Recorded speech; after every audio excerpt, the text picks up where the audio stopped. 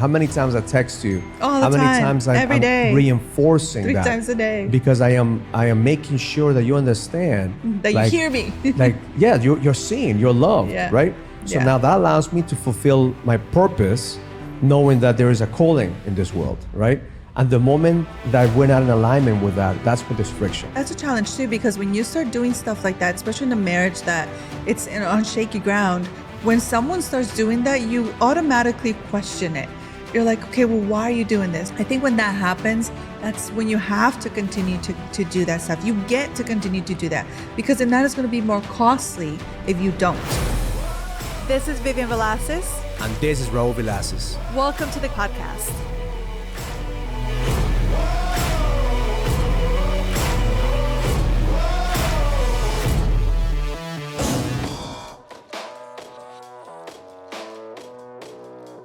All right, welcome to the God, Money, and Sex podcast. My name is Raul Villacis, and I'm here with my queen. Yes, so happy to be here. My name is Vivian Villacis. So right after the Leadership Summit, 1 week after the event, how was it? What did you experience at the event? I don't think I could ever put it into words, everything that happens at the event. And I know that if you are listening to this and if you miss this one, you got to come to the next one. We have the next one in October. Every man that wants to lead needs to be in that event. And it was really, truly amazing for me. It's always so humbling to be in the room and to watch the men just be so vulnerable when it comes to the stuff that they're going through.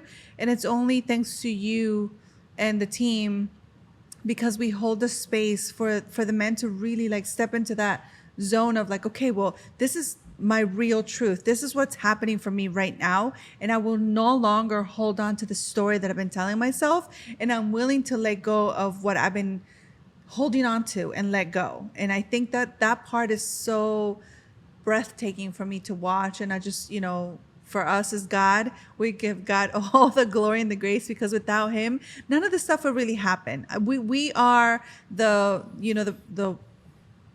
conduits. We are the conduits, right? of what the What's purpose happening. is. So, Yeah. one of the things that we It's talked just about amazing. on the Leadership Summit, and one of the reasons I want to start with that is because there is a purpose crisis. I think men are lacking purpose in their lives. So that's why leadership is the purpose of every single man.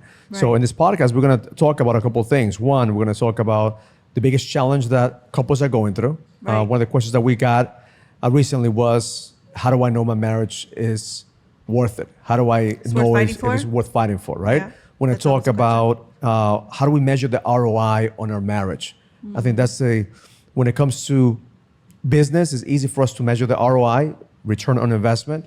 Whatever money we put in, we're supposed to get back, and we look at the return on investment. I agree. In our health, we look at the ROI, but exercise, we look Right. fit, we don't look fit, we are healthy or not, right? Right. In relationships, it gets tricky, because how do you know the ROI? How do you measure the ROI in your marriage? So we're going to talk about that, and we're going to give you some insights in this podcast of how to navigate those relationships in a way that you get in the ROI that you're looking for. Because I think a lot of people are looking for the ROI in different places, as opposed to really being honest with themselves and asking, am I making the right deposits to get the ROI? Yes. And I would just add to that, like, something that I want to say is just like, you did such a beautiful job just being there for the men. And I know that you've gotten a lot of just insights from like after the event, but I'm really, truly proud of you, of the work that you continue to do, because it's not always easy. And I think, sometimes we see just like the aftermath of like the event and everything that's happened after, but it's like what it has taken you to get to that place. And the reason why I also say that is because you hear us now, we're talking about relationships, and we're talking about like what we go through, what we have. It's taken us a really long time to get to this place where we could even talk about it, and we could share what we're doing, what our struggles are, what our challenges were, and how we've gotten out of that place. So I really want to honor you again and tell you how proud I am of you doing what you do, because I know it's not easy, because I live with you, so I know what it is. I'm the backbone of that. So just thank you. And I appreciate you, saying that, because sometimes as men we don't get the appreciation. I just had an interview with big influencers blowing up, Adam, and he talked about how men only get the praise at the funeral. Like most men get like 15 minutes of praise at the funeral. The eulogy that you read at the end. In their lifetime, nobody's giving men the flowers that they deserve. So appreciate you saying that. And I got flowers today too. You're so sweet. I sent you some flowers for being an amazing host of the event. Yes, thank you so much. And one of the reasons I think that these events are so special is because men need to be part of a tribe. Yeah. If it's not a place for men to be with other men, if they don't have a tribe, if they don't have community, where do they do that? We start acting entitled in our families because we don't have somebody to check us. We need men in our lives to actually check us and say, hey man, listen, this is not serving you. You're doing this, but this is not you. We're dropping our guard, we're dropping our standards. That's what's important for every single man, to look for their tribe so they could become better men. And I think also, one of the biggest things that I got from this event is like, you don't know the impact you're going to make on, first of all, your family and everyone that's like underneath you, but also because we invited some young kings to come into the event as volunteers, as helpers. We just needed more hands, microphones, and all these little things that we needed. And we had a couple young men in there, and they just like the insights that they got. One of the young men, like he actually told me at the end, like he really touched my heart, because he said, like, if this was not a part of his life, he would not have the commitment, the communication, the relationship that he has with his father. And that really like touched me, because there's so many men out there that don't have the relationship with their sons or their daughters. And that really like touched me. And another one is one of our son's friend. He came to volunteer, and it was funny because my son said, hey, you forgot that you came to volunteer. You're actually like just taking in all the information. But he was just so intrigued and just curious about everything that you guys were saying. He actually sat down and started taking notes. Young men need leadership. Young men are starving for leadership. They're starving to be guided. They need an example. And I think that's where, as I look at what we've built here at the Next Level Experiences, we're helping young men to figure out their path by having a big brother, having a mentor, having somebody that is going to help them see not to make the same mistakes that they made. Right. So I'm excited to launch the Young Kings Project. Young Kings. We have a handful of young kings that are being mentored right now. So shout out to Matthew Iglesias that's leading that right. team. He's doing a great job. So one of the questions that we got at the leadership event, it was one of the men came up to us and said, hey, how do you know if the marriage is worth fighting for? How do you know that you're not just going going around in circles and just arguing with reality? So what would you say to a couple right now that's struggling and they're like, is this worth it? Is this going to be worth it? Should I just continue to fight for it? Or should I just throw in the towel and find somebody else? And that's it's really hard for someone to say something like that, because we don't know exactly what's going on in their relationship. And like, we're here just sharing our hearts and sharing our relationship as the things that we have gone through. And when we were facing some challenges in our relationship, there's always that sense of like, you question it, right? But then deep down sometimes, like, God put this man in my life for a reason. So I'm really going to look and try and do my best to fix, not him, but fix myself. Take care of myself, like nourish myself. And when you start to do that, you come from this place of like, okay, it's not what you have for me. Because I think a lot of the times when we are in a relationship, when we're in a marriage, we're thinking like, what do you have to do for me? That's most of the time, right? It's like this I consciousness, like you got to give me something because we're in this marriage together. And I think when I started to shift that mentality, that what can I do for you? Even though there are many times that I could hate you, there are many times that I could just say like, it's easier for me to walk at the door. I took all those things to the side and I said, well, what is the reality of things? What can I do right now for our marriage? Instead of me asking for something, I started to give something. And then it started to shift. And I don't know, if everybody is in a relationship that could have such a turn as ours did, because it felt so like, okay, we're both doing the work. But I do think that you are in a marriage, you have to see that even though the other person may not give it their best, you have to give your best. Yeah. And if you've given your best and it hasn't turned around in X amount of years, then maybe it's time to have a different conversation. But I also think, just from listening to the men and the coaching of the women that I've been doing, is that we're not really having the conversations the right way. We're not having like honest conversations because it doesn't feel like it's a safe place to have those conversations. So we'd rather ignore the problem and then we just blame the marriage. But that's what I would say to a guy who's in a situation right now is, have you done everything in your power to level up, right? It's just like any business. People want to say, well, if I have this business, I'm going to be okay. If I do this, I'm going to be fine. Have you done everything in your power? So we just recently hired another sales guy at the company. This guy's an animal. He's doing, so the standard is to do 100, 150 calls a day. And that's the standard it's been for a couple of years for my sales guy. This guy comes in 300 calls before 1 o'clock.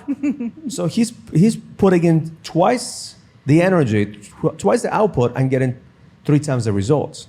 So now you have a different standard. It's a higher standard, right? Yeah. So now in a marriage, it's easy for us to blame the other person. It's easy for us to blame the wife, the husband, the kids. But can you take the blame? How are you responsible for what you're going through? How are you responsible for the marriage that you're in? So number one is take 100% ownership.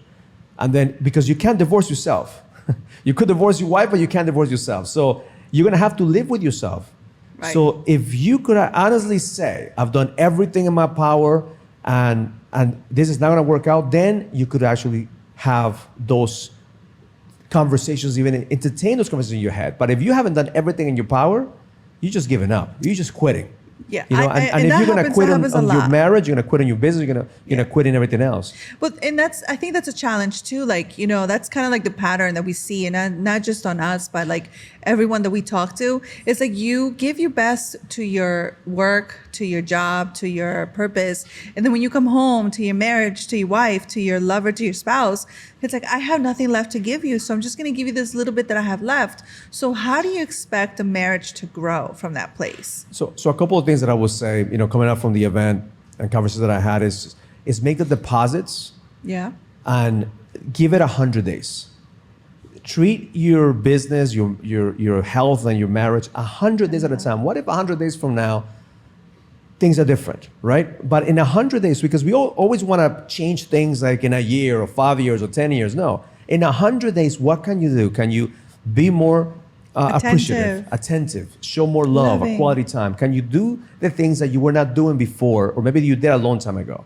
And then that's a challenge too, because when you start doing stuff like that, especially in a marriage that it's on shaky ground, when someone starts doing that, you automatically question it. You're like, okay, well, why are you doing this? Like, you've already fucked up so many times. There's no one good reason for you to continue to do it. I think when that happens, that's when you have to continue to do that stuff. You get to continue to do that, because then that is going to be more costly if you don't. And the second is work on yourself. You can't change the other person unless that person wants to change. And sometimes we want to change our partner because we think, if she changes, that's the problem. No, you are the problem, right? So work on yourself. Yeah. You have to work on yourself. There's so many guys, the testimony was like, man, the moment that I got my balls back, the moment that I started working on myself, my wife shifted. And it's not going to happen automatically. It's not going to happen overnight. But little by little, she's going to respect you more. And men, we appreciate respect more than we even want sex. We value respect more than even sex. So when a man earns his respect, and respect doesn't mean that she's going to agree with you. Respect doesn't mean that she's going to be clapping for you and cheering you on. Respect, listen, I may not like what you're doing. I respect the fact that you're consistent. Yeah. I respect the fact that you're going after it.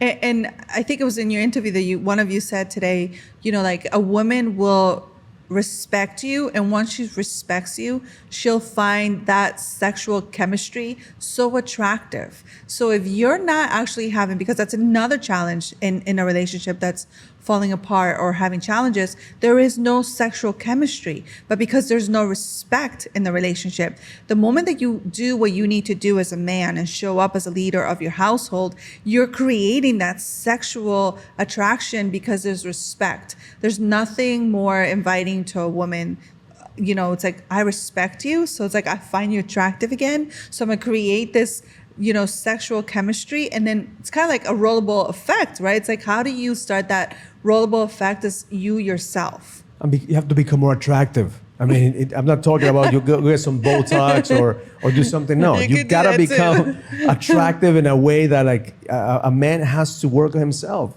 Yeah. If you're in a marriage for a long time and you're doing the same thing over and over again, it's gonna get boring. So you gotta become more attractive by having more certainty, having more confidence, working on yourself, taking care of yourself, and then from that place you give into your partner not the leftovers, but out of being full. You have a full cup, and then you could give to others. And I know like that idea sounds like, okay, it's not possible, but I promise you, the more that you continue to do that, like we've been able to do that in our marriage, and it's not from a place of like arrogance, and I'm just here saying like, oh, we have the best marriage. I'm not, but we have a really beautiful marriage, and it's only because we've both taken the time to really take care of our own internal stuff. And then we come to the table just so full that we're ready to give. And it's because we have made that a priority in our lives. Just like in business, just like in fitness, you see guys who are shredded. They put their priority in their health. You see some guys who have big businesses. That's their priority. We've made a priority God, money, sex, all based on our relationship. Yeah. Like that going to now measuring the ROI. That is the ROI of having a good marriage. Right. Like what I feel with you is a peace of mind. So when I go to these events, like this guy said, how can you do this? I do this because I know my wife is praying for me. I know my wife is holding the space for everybody. So you bring peace into my life. So that's the ROI. So I could go there and kill the dragons, slay the dragons, do what I need to do with total peace, knowing that my wife has my back. She's taking care of the kids. She's taking care of the household. I don't have to worry about anything. I go home. I have some clean underwear. Have some food. I am good. I'm taken care of. And I don't have to worry about those things. Right. And therefore, the same thing with you. I provide. There's respect. There's love. There's quality time. So that is a systematic approach of looking at the ROI. Because for so many years, I was looking at what can you do for me instead of me providing the love that you need, the certainty that you need in order for you to want to do things for me. I would say like, and I agree with all that stuff, and I'm so thankful that we're in that place that I could do that for you. And I think for, when you are looking at the ROI from a woman's perspective is, like I feel that even though you're doing so much, that I am still a priority. I am the priority. And again, not from a place of arrogance, but it's like, I know that you love me, you'll take care of me, you're the provider, the protector, like you're all of that for me. And none of it really matters more than I do. And that's really a beautiful place to be in a marriage, because when you know that you matter, you know that that's like, I matter in this relationship. And I think that's really what we as women, I'll speak for myself. That's what I want to know. Like I am loved and I matter in this relationship. When I feel that, it's like, I could do anything for you because I feel that for myself. And I know that the business is super important to you because that's your purpose, that's your manhood. And I would never take that away from you because I love that you've stepped into that. But I also know that if anything, it's like, I know I am the priority. And I know that makes sense. And when it comes to knowing that you matter, it's not just enough that you say it one time or you say it maybe. It's constant reminder. Like how many times I text you, all the how many time, times every day, reinforcing 3 that times a day, because I am making sure that you understand that you hear me. You're seen, you're loved, right? So now that allows me to fulfill my purpose, knowing that there is a calling in this world, right? And the moment that we're not in alignment with that, that's when there's friction. Like I think a lot of men, they sacrifice their calling because they become pleasers. And we're not talking about being a pleaser. A pleaser is you doing everything because your woman wants you to do it, as opposed to you making her happy because you are happy with yourself. Yes, I don't know what I was going to say in regard to that, but it's like, it just makes life so much easier. And I know like it may seem so minimal, but like you cannot give something that you don't have at home. And that's something like for us, I think the reason why we're able to give, not necessarily like because of events or anything, but just to our kids, to our grandparents, to our parents, is because we ourselves are giving that to each other. We're giving that to ourselves. It's like, and it sounds so cliche, but it's like you cannot give something that you don't have. So I look back at the last 10 years. We've been doing this 10 years, right?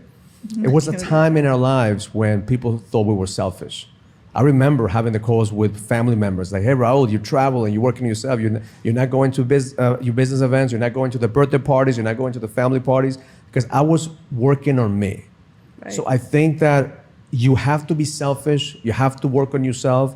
You have to, even right now that we're going back to the church. We haven't been in church for a decade. We left the church because we were working on ourselves, right? Now we're in the church, not from a place of I need, but I want to give. Yes. We can't wait to go to church now. Yeah. Before we used to go to church out of guilt, like, oh shit, I don't want to go to hell. It's like part of a routine. And that's another great thing, another great point. It's like your marriage shouldn't be a routine just because like we're married. No, that just becomes so boring. And I think the minute that you're like, okay, well, I get to love this man. I get to be with this woman.